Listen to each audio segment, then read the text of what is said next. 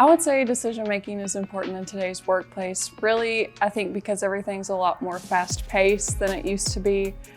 Making good decisions, it helps improve productivity within the work environment.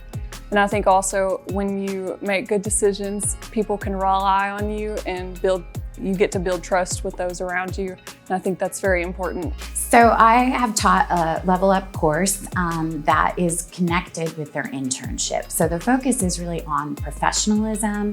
And within that professionalism, obviously, is ethical decision-making. How do we as social workers conduct ourselves in those spaces? How do we manage and protect clients in those spaces? We have these code of ethics because it is to prevent a client from harm being done to them, right?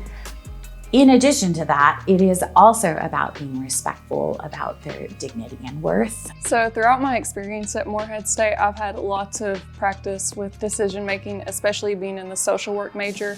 I get to see ethical dilemmas in all types of situations on a daily basis, especially at my practicum. I was at the nursing home.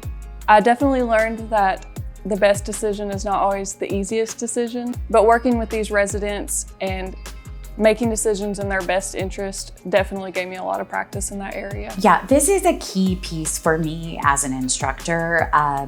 It is really important to me that what students are learning in the classroom doesn't just stay in the classroom.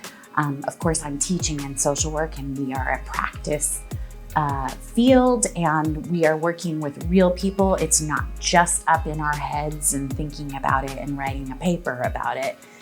I would say practice makes perfect. You're not going to start out maybe making the perfect decisions. You're going to learn, you're going to grow throughout your college experience.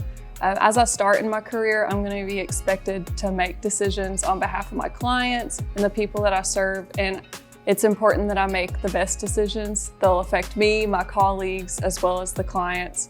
And then in going to a good graduate school, I think everything affects everything. So I need to be sure that I'm equipped with good decision-making skills.